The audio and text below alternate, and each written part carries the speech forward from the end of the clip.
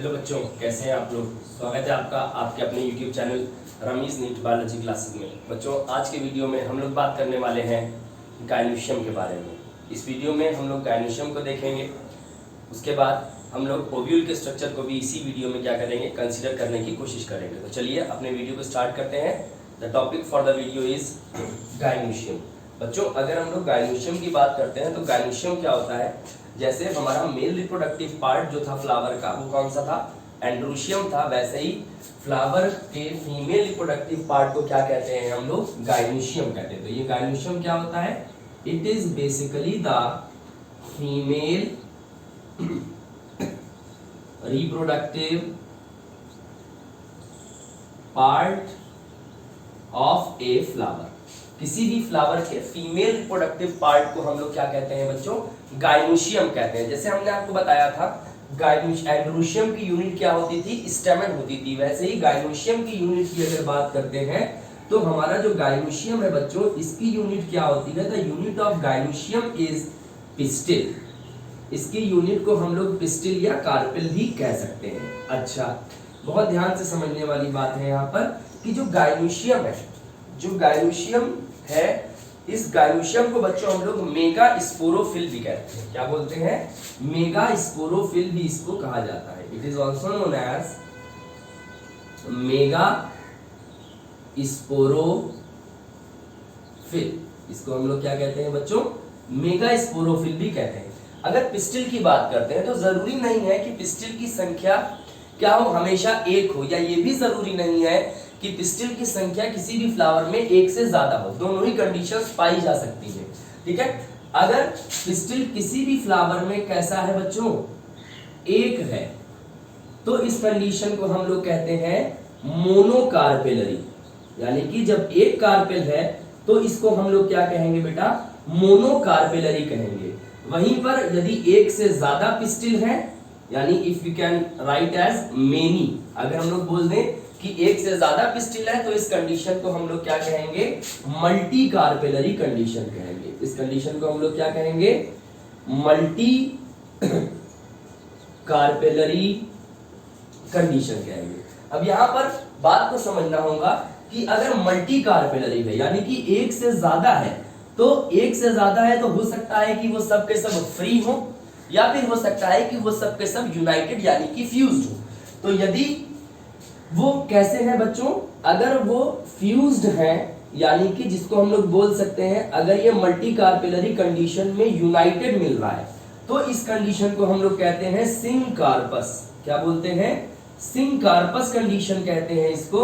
और अगर ये कैसे होते हैं, ये फ्री होते हैं, तब हम लोग इसको कहते हैं बेटा एपोकार्पस कंडीशन। इसको हम लोग बोलते हैं एपोकार्पस कंडीशन। तो हम लोग ने तीन कंडीशन देखी, अगर एक है तो मोनोकार्पेलरी, एक से ज्यादा है तो मल्टी कार्पेलरी, मल्टी कार्पेलरी में अगर सब फ्यूज्ड यानी यूनाइटेड है तो उसको बोलेंगे सिंकार्पस, और अगर वो फ्री है तो इस कंडीशन को बोलेंगे एपोकार्पस। अब एग्जाम्पल की बातें हम लोगों को ध्यान रखनी है, एग्जाम्पल्स पूछे जा सकते हैं। तो बच्चों, मोनोकार्पेलरी कंडीशन जो होती है, it is found in our mango and coconut. इसके एग्जाम्पल में आप याद रख सकते हैं बच्चों, मैंगो और कोकोनट को। वहीं पर सिंकार्पस की बात करते हैं तो सिंकार्पस की कंडीशन हमारी पाई जाती है हिबिस्कस में, और हमारे पेपेवर में भी क्या होती है, ये कंडीशन पाई जाती है। ठीक है, तो syncarpous condition is found in hibiscus. ये बच्चों हिबिस्कस में पाई जा सकती है और पेपेवर में पाई जा सकती है। वहीं पर एपोकार्पस की कंडीशन जो होती है, इट इज फाउंड इन माइचेलिया। ये बच्चों माइचेलिया में पाई जाती है, इस फ्लावर में ये पाई जाती है। तो ये हम लोग ने देखा। अब हम लोग थोड़ा सा और डिटेल में चलते हैं और कुछ चीजों को समझने की कोशिश करते हैं। हम लोग यहाँ पर इस यूनिट के बारे में डिटेल स्टडी करने की कोशिश करेंगे, यानी जो हमारी पिस्टिल या कार्पेल है ये कैसे अरेंज होता है। तो हमारा जो पिस्टिल या कार्पेल होता है, it is divided into 3 parts. ये अपने आप में कितने पार्ट्स में बटा होता है, 3 पार्ट्स में बटा होता है। ये 3 पार्ट्स कौन कौन से होते हैं, जैसे यहां पर हम लोग देखते हैं, पहला पार्ट होता है यहां पर स्टिग्मा, दूसरा होता है स्टाइल, और तीसरा पार्ट होता है ओवेरी। ये आप इस ऑर्डर में याद रखेंगे तो ज्यादा बेटर रहेगा। स्टिग्मा सबसे ऊपर का पार्ट, ओवेरी ये बेसल पार्ट होता है, और इन दोनों को कनेक्ट करने वाला कौन हो रहा है, हमारा स्टाइल होता है।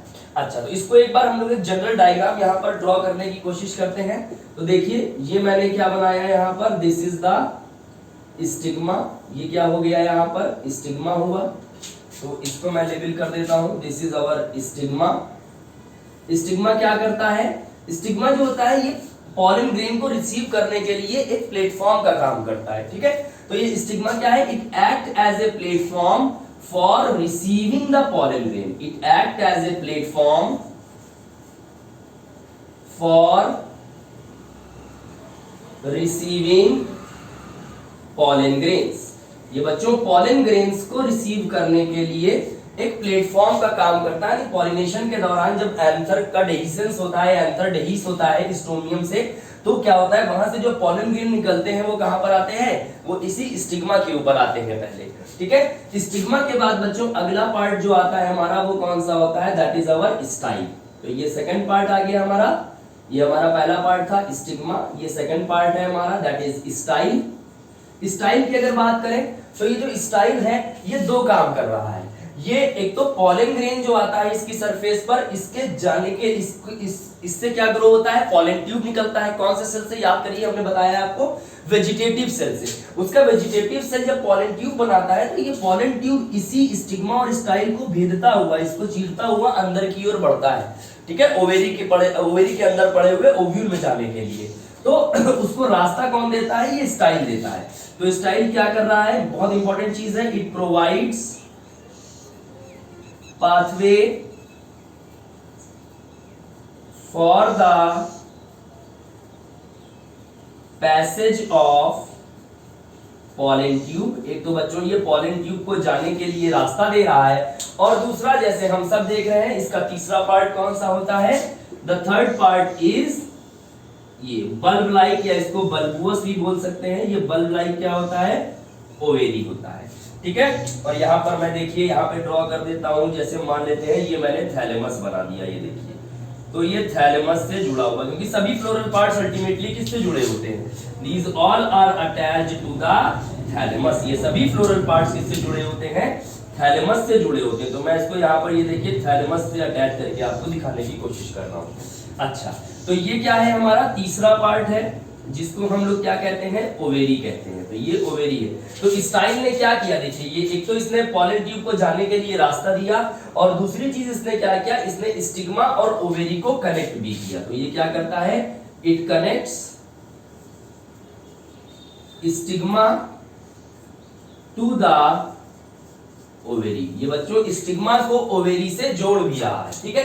तो ये बात ध्यान रखनी है। अब ओवेरी क्या है, ovary is the basal bulb like, जिसको हम लोग बल्बुअस भी बोल सकते हैं। ये कैसा है, ये एक बेसल बल्ब लाइक पार्ट होता है, ठीक है। और इसी के अंदर क्या पड़ा होता है, इसी के अंदर ओव्यूल पड़ा होता है। इसी के अंदर ये हम मान लेते हैं, ये मैंने क्या बना दिया, देखिए यहाँ पर ये ओव्यूल बना दिया, और ओव्यूल के अंदर ये क्या है, एम्ब्रियो सैक है, ठीक है। तो ये क्या हो गया, दिस इज द ओव्यूल। और यहीं पर एक बात आपको ध्यान रखनी होती है कि ओव्यूल फ्यूचर में किस में बदल जाता है, सीड में बदल जाता है। यानी ये क्या है, ये फ्यूचर सीड है। और ओवेरी जो है ये किस में बदल जाता है, ये फ्रूट में बदल जाता है, यानी कि ये फ्यूचर फ्रूट है। और इसीलिए क्या होता है, अंदर ओव्यूल है तो अंदर सीड बनता है, और बाहर की तरफ ओवेरी है तो बाहर फ्रूट बनता है। इसीलिए हम लोग कहते हैं कि एंजियोस्पर्म्स के केस में क्या होता है, कवर्ड सीड होता है, यानी seed is covered with the fruit. इसीलिए इसको हम लोग एंजियोस्पर्म कहते हैं। जब बल्कि जिम्नोस्पर्म की बात करते हैं तो वहां पर नेकेड सीड पाया जाता है। चलिए, तो अब आगे देखते हैं। अब हम लोग स्ट्रक्चर ऑफ ओव्यूल को थोड़ा अच्छे से देखने की कोशिश करते हैं।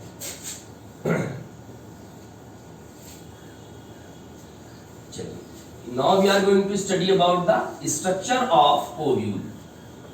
स्ट्रक्चर ऑफ ओव्यूल को समझने की कोशिश करते हैं। It is very important for your NEET as well as your foundations और बोर्ड एग्जाम्स। तो ओव्यूल के स्ट्रक्चर को हम लोग देखते हैं। चलिए, तो let us try to understand about the structure of ovule. Structure of ovule,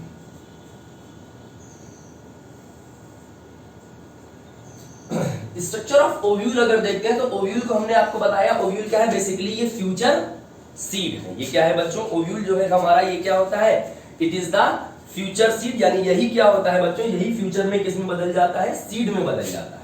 अच्छा, तो ओव्यूल किसके अंदर पाया जा रहा था, दैट इज ओवेरी के अंदर पाया जा रहा था। तो ये मान लेते हैं, ये ऐसे इस तरह से ये ओवेरी हमने बनाई थी अभी, ये आपने देखा, और इसी के अंदर क्या है बच्चों, ये हमारा ओव्यूल लगा हुआ था कुछ इस तरह से, एक बेसिक डायग्राम। तो दिस वाज आवर ओवेरी, ये हमारी ओवेरी की वॉल है, ये हमारा ओव्यूल है, ठीक है। और इसी ओव्यूल के अंदर एम्ब्रियो सैक है जो डेवलप करेगा, उसके डेवलपमेंट के लिए हम लोग एक और वीडियो देखेंगे, वहां पर हम आपको बताएंगे। अब यहाँ पर पहली चीज जो है कि ओव्यूल जो है ओवेरी से किसकी मदद से जुड़ा हुआ है, एक स्ट्रक्चर है जिसको बच्चों हम लोग कहते हैं प्लेसेंटा। तो ये क्या है, यहाँ पर देख सकते हैं आप, ये है हमारा प्लेसेंटा। तो प्लेसेंटा क्या कर रहा है, ओव्यूल को ओवेरी की वॉल से जोड़ रहा है। तो प्लेसेंटा क्या करता है, ओव्यूल को ओवेरी की वॉल से क्या कर देता है, जोड़ देता है। तो इसी को हम ड्रॉ करने की यहाँ पर कोशिश करते हैं। तो ये मान लेते हैं ओवेरी की वॉल है, ये मान लेते हैं जैसे कि ये देखिए, let us consider this as placenta, इसको हम प्लेसेंटा मान लेते हैं। ये देखिए, हालांकि प्लेसेंटा एनसीईआरटी में नहीं दिया है, लेकिन अगर आप ध्यान रखेंगे तो ठीक है, वरना कोई इशू नहीं है। This is our ovary, this is our placenta, और इससे जुड़ा हुआ क्या पाया जा रहा है बच्चों, अब बहुत ध्यान से समझना है। इससे जुड़ा हुआ क्या पाया जा रहा है, ये देख सकते हैं हम लोग, दिस इज द ओव्यूल। ये क्या मिल रहा है बेटा, यही क्या है हमारा, दिस इज अवर ओव्यूल। ये हम लोग देख सकते हैं यहाँ पर। अब देखिए जरा बात को समझिएगा, ओव्यूल को प्लेसेंटा से या ओवेरी से कौन कनेक्ट कर रहा है, देखिए एक लंबा सा स्टॉक लाइक स्ट्रक्चर है जिसको हम लोग कहते हैं फ्यूनिकल। तो ये बात एनसीईआरटी ने बहुत क्लियरली दिखाई हुई है। ये क्या है बच्चों, ये फ्यूनिकल है, दिस इज अवर फ्यूनिकल। तो फ्यूनिकल क्या कर रहा है, ये ओव्यूल टू ओवेरी, अगर एनसीईआरटी के अकॉर्डिंग जाए तो आप सीधे ये ओव्यूल को किससे जोड़ रहा है, ओवेरी से जोड़ रहा है। बेसिकली ये प्लेसेंटा से कनेक्ट कर रहा है, लेकिन प्लेसेंटा को एनसीईआरटी ने दिया नहीं है, तो आप ऐसे ध्यान रख सकते हैं। ये फ्यूनिकल है क्या, ये लॉन्ग स्टॉक लाइक है, ये लॉन्ग स्टॉक लाइक यानी कि डंडीनुमा संरचना है। अच्छा, अब देखिए जरा, जहां पर ये फ्यूनिकल इस ओव्यूल से फ्यूज कर रहा है, यानी जंक्शन जो है जहां पर फ्यूनिकल और ओव्यूल मिल रहे हैं, इस जंक्शन को हम लोग कहते हैं हाइलम। इस जंक्शन को क्या कहते हैं बच्चों, this junction is known as hilum. तो ये मैं यहां पर क्या लेबल कर देता हूं, दिस इज द हाइलम। ये हाइलम क्या है, this hilum is the junction between funicle and ovule. ये ओव्यूल और फ्यूनिकल के बीच का जंक्शन होता है। अब देखिए जरा, ये कंडीशन देखी, उसके बाद देखिए ये जो ओव्यूल है हमारा, it is all around surrounded by a layer called integument. ये चारों तरफ से किससे घिरा हुआ है, इंटेगुमेंट से घिरा हुआ है। अब इंटेगुमेंट क्या है, इंटेगुमेंट वो स्ट्रक्चर है जो फ्यूचर में सीड कोट में बदल जाता है। फ्यूचर में किस में बदल जाता है, सीड कोट में बदल जाता है। तो हम लोग इसको क्या बोल सकते हैं, it is basically the future seed coat. ये क्या है हमारा, फ्यूचर सीड कोट है। ये क्या है, integument, this our integument is the future seed coat. अच्छा, अब देखिए इंटेगुमेंट की कंडीशंस होती हैं कुछ, ठीक है। जरूरी नहीं है कि हमेशा एक इंटेगुमेंट मिले या दो मिले, या ऐसा भी जरूरी नहीं कि हमेशा इंटेगुमेंट मिले ही मिले ओव्यूल के चारों तरफ, ठीक है। लेकिन जब हम लोग चैप्टर पढ़ रहे हैं एंजियोस्पर्म्स के बारे में, तो एंजियोस्पर्म्स में क्या होता है, यूजुअली दो इंटेगुमेंट्स मिलते हैं। एक आउटर इंटेगुमेंट होता है और एक क्या होता है बच्चों, one is our inner integument. तो ये आउटर इंटेगुमेंट है और एक कौन सा हो जाता है, हम लोग देख सकते हैं इनर इंटेगुमेंट हो जाता है। तो एंजियोस्पर्म में मोस्टली दो इंटेगुमेंट्स मिलते हैं, this is our outer integument, outer integument, और दूसरा कौन सा होता है बच्चों, इनर इंटेगुमेंट। अगर आपने 11th की बुक को अच्छे से पढ़ा होगा तो आपको याद होगा कि सीड कोट की जब बात करते हैं तो आउटर टेस्टा इनर टेगमेंट, यही तो होता है ना सीड कोट में 2 लेयर। तो टेस्टा जो होता है ये आउटर इंटेगमेंट से बनता है और टेगमेंट जो होता है ये इनर इंटेगमेंट से बनता है। और ऐसी कंडीशन जहां पर 2 इंटेगमेंट्स पाए जाते हैं बेटा, ऐसी कंडीशन को हम लोग कहते हैं बाईटेगमिक। तो angiosperms are basically bitegmic. Angiosperms usually क्या होते हैं, बाईटेगमिक होते हैं, यानी कि यहां पर कितने इंटेगमेंट्स मिलते हैं बच्चों, 2 इंटेगमेंट्स पाए जाते हैं, एक आउटर इंटेगमेंट और एक इनर इंटेगमेंट। अब देखिए जरा बात समझिए, वो जगह जहां पर इंटेगमेंट एब्सेंट होता है यहां पर एक ओपनिंग रह जाती है, this is known as micropyle.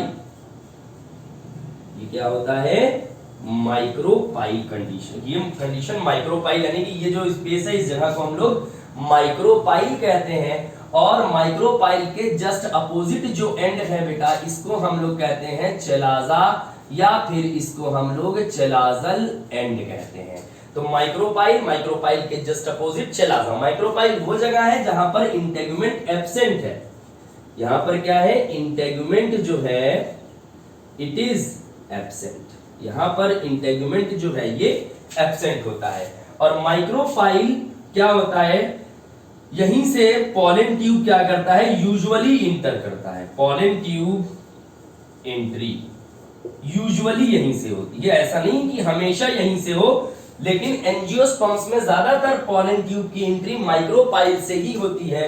और जब पॉलन ट्यूब की एंट्री माइक्रोपाइल के थ्रू होती है, यानी कि थ्रू माइक्रोपाइल होगी, then this condition is known as पोरोगैमी।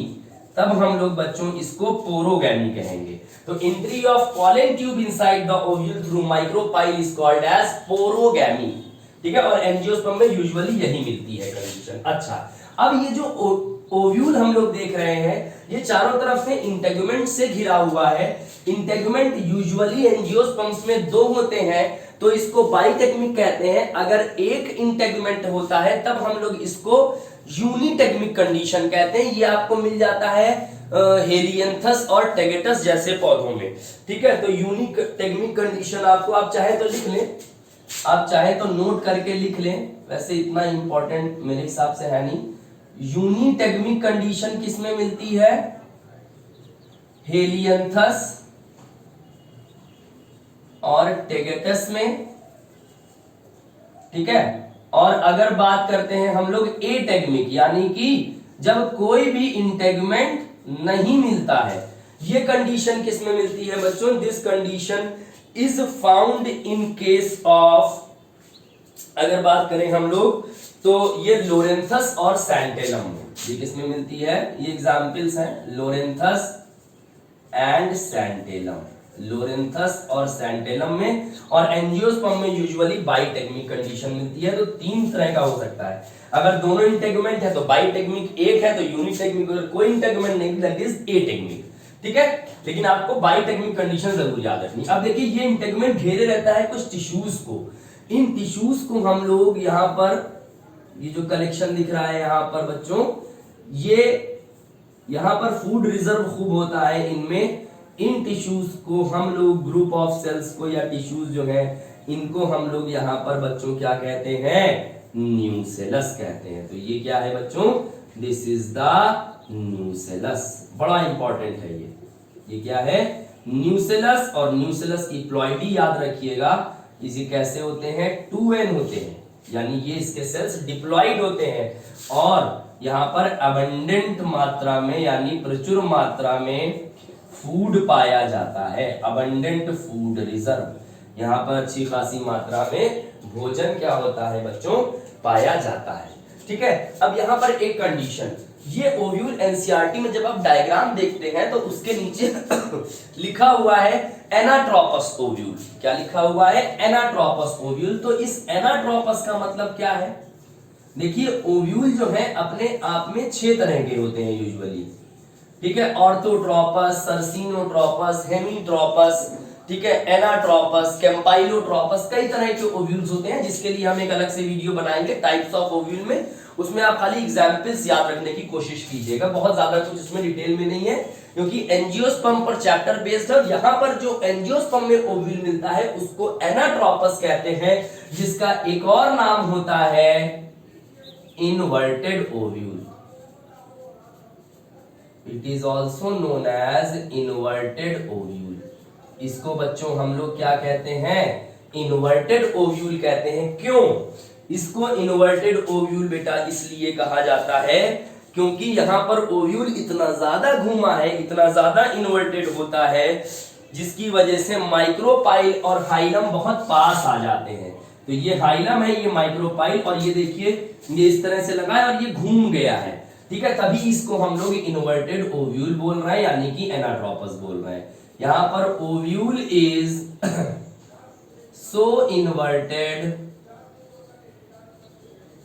That hilum and micropyle lies very closer to each other। ये एक दूसरे के बहुत पास आ जाते हैं, इसी वजह से इसको इन्वर्टेड भी कहते हैं और एनाट्रोपस ओव्यूल भी कहते हैं इसको, ठीक है। तो ये किसके बारे में हो गया बच्चों, स्ट्रक्चर ऑफ ओव्यूल के बारे में हो गया है, ठीक है। अब जैसे कि मैं देख पा रहा हूं एनसीईआरटी में और बहुत ज्यादा कुछ चीजें नहीं दी हुई हैं यहाँ पर, तो ये चीज हम लोग ने कंडीशन को अच्छे से समझ लिया है। तो एक बार फिर से समराइज कर देते हैं। हमने कहा ओव्यूल जो है ओवेरी से एक लॉन्ग स्टॉक लाइक स्ट्रक्चर से जुड़ा है जिसको फ्यूनिकल कहते हैं। फ्यूनिकल जहां पर ओव्यूल से फ्यूज कर रहा है, यहाँ पर पॉइंट ऑफ जंक्शन को हाइलम कहते हैं। ओव्यूल के अंदर सेल्स पाए जाते हैं, इन टिश्यूज को हम लोग न्यूसेलस कहते हैं। यही न्यूसेलस के टिश्यू आगे चल करके इसमें से कोई एक सेल जो होगा वो फीमेल गैमेटोफाइट बनाएगा, उसको हम लोग पढ़ने की कोशिश करेंगे अगले वीडियो में, ठीक है। और उसके बाद ये न्यूसेलस चारों तरफ से घिरा रहता है किससे, इंटेगुमेंट से। इंटेगुमेंट वही है जो फ्यूचर में सीड कोट में बदलेगा, ओवेरी वो है जो फ्यूचर में फ्रूट में बदलेगी, और ओव्यूल जो है ये फ्यूचर में सीड में बदलेगा। बहुत इजीली आप याद रख सकते हैं। देखिए इंटेगुमेंट में भी टी है और सीड कोट में भी टी है, ओवेरी में भी आर है और फ्रूट में भी आर है, और ओव्यूल में भी ई है और सीड में भी डबल ई है, हम लोग देख सकते हैं स्पेलिंग्स में। तो ऐसे आप याद रख लेंगे तो बेटर रहेगा। अच्छा, अब यहां पर एक चीज देखिएगा, न्यूसेलस डेवलपमेंट के दौरान खत्म हो जाता है। यूजुअली जब डेवलपमेंट हो रहा होता है उस दौरान न्यूसेलस खत्म हो जाता है, ठीक है। और यदि थोड़ा बहुत न्यूसेलस बच जाता है डेवलपमेंट के बाद, यदि बच्चों थोड़ा बहुत न्यूसेलस बच जाता है तो इस कंडीशन को हम लोग कहते हैं पेरिस्पर्म।